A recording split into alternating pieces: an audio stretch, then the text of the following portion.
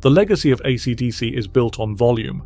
It is a history written in monolithic riffs and thunderous rhythm.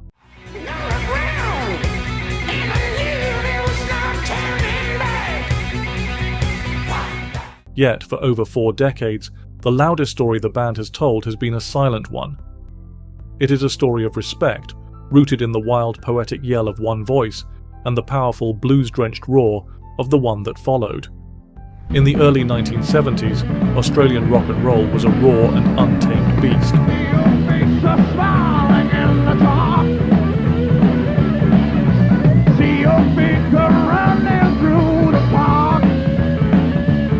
From this landscape, the young brothers, Malcolm and Angus, forged a new sound, sharp and brutally effective. They had the riffs, the drive, and a singular vision for a band that would strip rock music back to its bare, electrifying essentials. What they needed was a frontman, a voice that could match the primal energy of their guitars. They found him in Ronald Belford Scott, a man born in Scotland, raised in Australia, and better known to the world as Bon. Bon was older than the Youngs, a seasoned veteran of the Australian music scene with a string of bands behind him. He was a larrikin, a charismatic tearaway with a glint in his eye and a story for every occasion. Oh, you haven't? No, good place. Oh, let me tell you about Brett Young. Oh, no, that's not. Carry on. Right, keep going. Okay. He had been a postman, a barman, and a lorry driver. He had lived the hard life that would soon become the subject of his lyrics.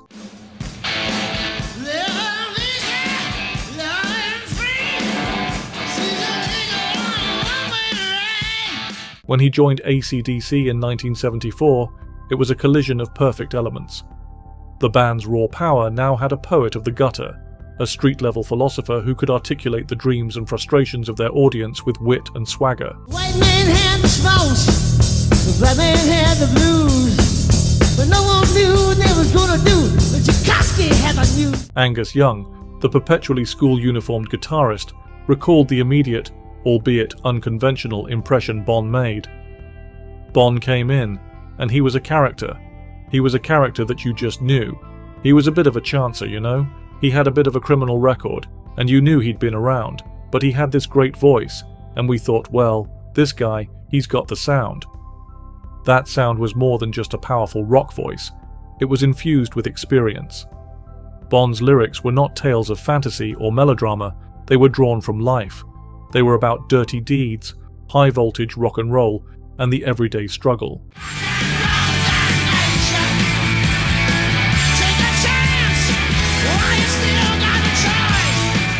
He wrote with a directness and humour that was utterly unique. He chronicled the life they were living, a life of endless touring, cheap hotels, and the constant fight for recognition. Malcolm Young, the band's quiet, formidable engine room, saw Bon as the final, essential piece of the puzzle. He understood that Bon gave their music a human face. "We were a rock and roll band," Malcolm stated in a later interview. "But with Bon, we became a rock and roll band with a personality. He could write about anything. He could write about a girl, a fight, a drink, and it would be real. It was what people were doing. It was what we were also doing." This synergy created a fearsome live act. Angus, with his frenetic, convulsive stage presence, was the visual focus, but Bon was the ringmaster. He commanded the stage with an easy, confident authority. He was one of the lads, singing to the audience, not at them.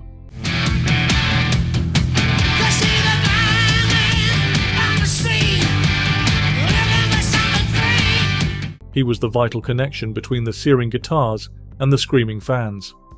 He made them feel part of the gang. This was a band of brothers, and Bon was the wisecracking, hard-living older sibling.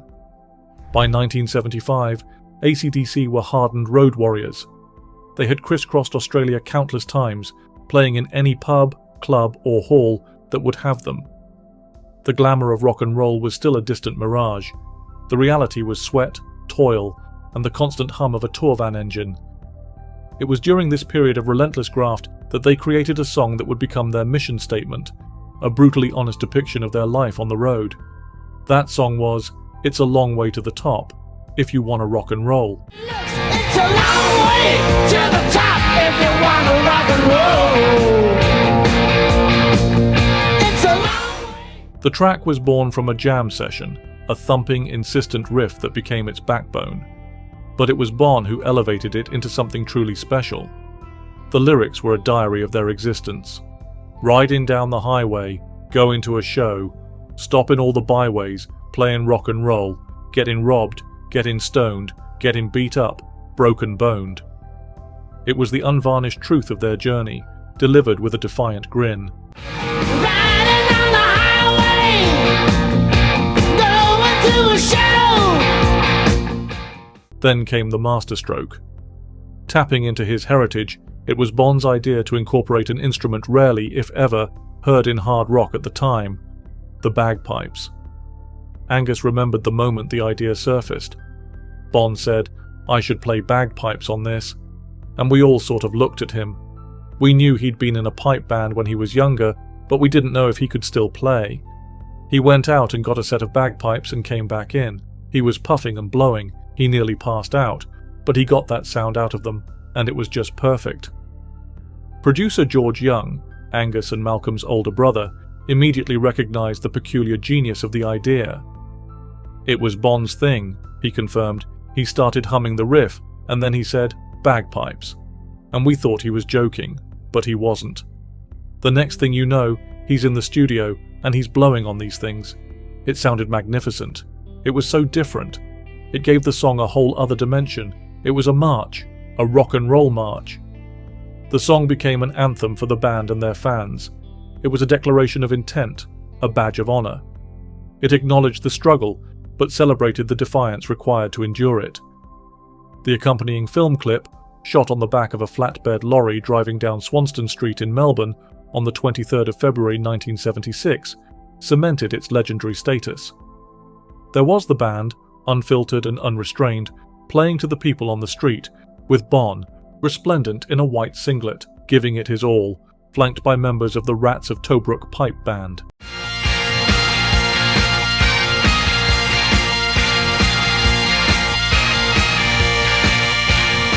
It was a piece of guerrilla filmmaking that perfectly captured the band's renegade spirit. Live, the song was a showstopper. It was a moment of shared experience, the crowd roaring along with every word. When Bon strapped on the bagpipes, it was a signal that this was not just another rock band. This was AC/DC, and they did things their own way. The sound of the pipes, cutting through the wall of guitars, was the sound of their unique identity.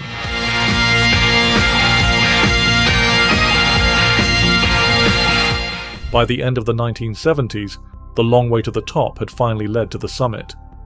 The album Highway to Hell, released in 1979, was a global smash hit. It was the culmination of years of hard work, a slicker, more powerful record that retained all their signature grit.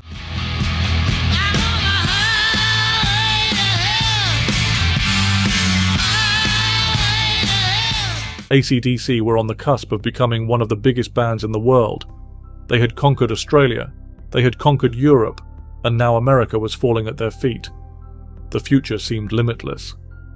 Then, on the 19th of February 1980, the machine ground to a devastating halt. The rock group AC/DC was found dead last night in a parked car in South London. Scotland Yard said the body of 30-year-old Bon Scott was discovered by a friend who had left him in the car hours earlier to sober up after a day's drinking. Bon Scott was found dead in a car in London. He was 33 years old. The official cause was cited as acute alcohol poisoning. The news sent a shockwave through the music world and shattered the band he had fronted. The immediate aftermath was a blur of grief and disbelief. The band retreated, broken. The thought of continuing seemed impossible. How could they? Bon was not just their singer, he was their lyricist, their brother, their leader. His voice was the voice of AC/DC. Angus Young, in a rare moment of public reflection on that dark time, described the profound sense of loss. "You were in shock. You're in a state of shock. You don't think about the band or anything. You're just thinking about him. You know, is it true? For a while you're just hoping that it's just a mistake, but it wasn't." He continued, detailing the abyss the band faced. "When he was gone, we were just moping around. It was my brother Malcolm who said, 'We've got to snap out of this. We should at least go back and rehearse, just to get our minds off it.' Bon's own parents had told us that he would have wanted us to carry on, so we got together. We didn't know what we were going to do. We didn't know if we were going to find another singer. We didn't know anything.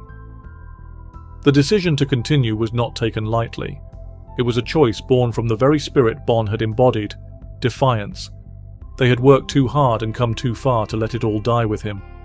They felt the best way to honor his memory was to keep the music they had created together alive.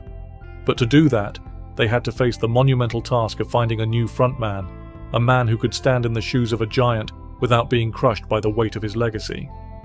The search for a new singer was a somber affair. The band listened to countless auditions, but nothing felt right. They weren't looking for a Bon Scott clone, but they needed someone with a voice of immense power and a personality that could hold its own on the world's biggest stages.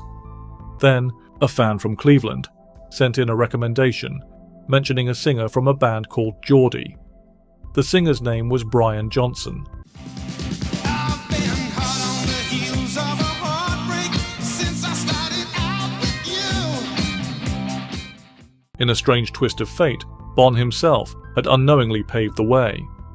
Years earlier, he had seen Geordie play and had been hugely impressed by their frontman. Angus remembered the story clearly.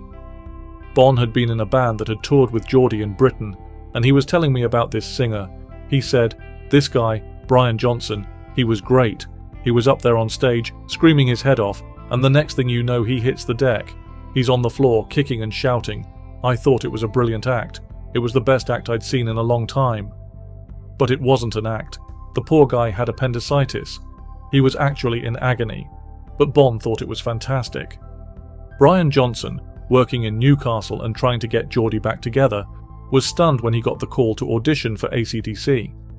He travelled to London with a certain amount of trepidation. As he recounted in his autobiography, The Lives of Brian, the first encounter was surprisingly down to earth. I walked in, and they were all just sitting there, quiet. It wasn't a big party. It was a wake. These were men in mourning. He was nervous, but the band's unassuming nature put him at ease. They played some rhythm and blues standards before trying out a couple of other tracks. The first song they played together was Nutbush City Limits, followed by AC/DC's own Whole Lotta Rosie. The chemistry was immediate.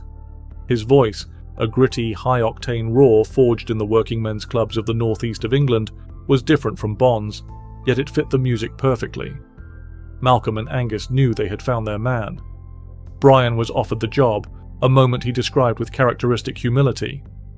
They said, "Do you want the job?" And I said, "Are you kidding? Of course I do." But I told them, "I'm not trying to be Bon. I can't be. Nobody can. I'm just going to be myself." It was this profound respect for his predecessor that would define his entire tenure with the band. From the very beginning, he understood that Bon's legacy was sacred, and there was one song above all others that he felt was entirely Bon's property.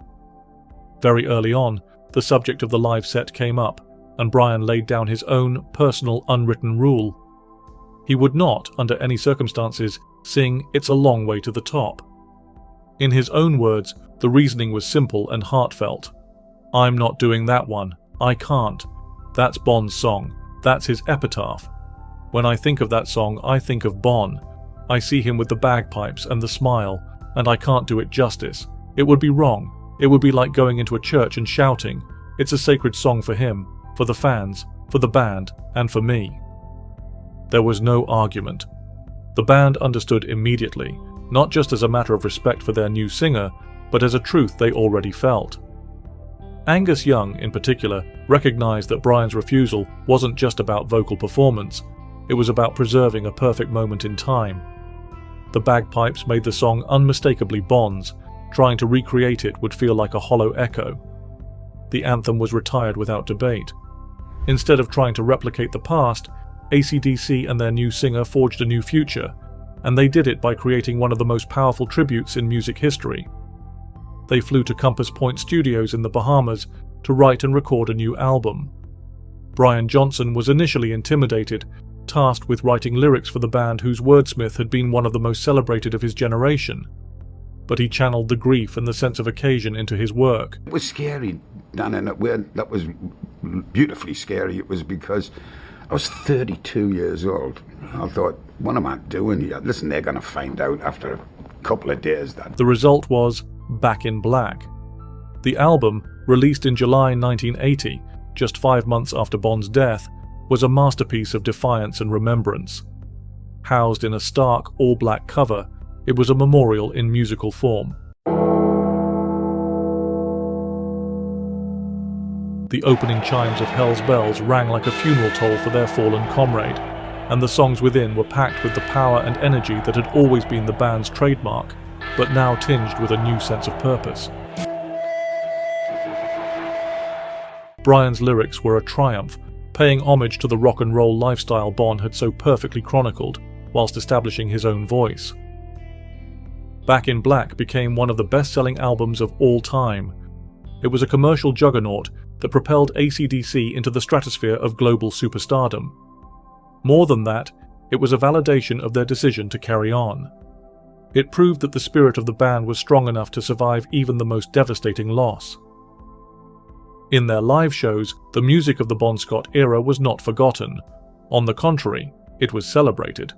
Songs like Highway to Hell, Whole Lotta Rosie, and TNT became cornerstones of their setlist.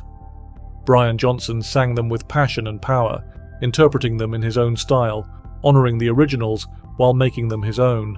These performances were a celebration of Bond's legacy, a way of keeping his music alive for new generations of fans. Angus Young viewed these performances as a vital link to their past. "We play those songs and the crowd goes wild. It's for Bon. It's always for Bon. Every night we play, he's there in some way. His spirit is in those songs. Brian does a fantastic job. He's not trying to be Bon, he's being Brian, and that's why it works. He's singing for Bon, in his own way." But It's a Long Way to the Top remained the exception. Its absence from the setlist became as significant as the presence of the other classics. It was a space left intentionally empty, a moment of silence amidst the glorious noise. It represented a line that would not be crossed, a final personal tribute that was not for public consumption. It was the band's private memorial, a testament to the unshakable bond they shared with the man who helped them take their first crucial steps on that long road. The band had reached the summit, but the song that captured the climb would forever belong to the man who led the way.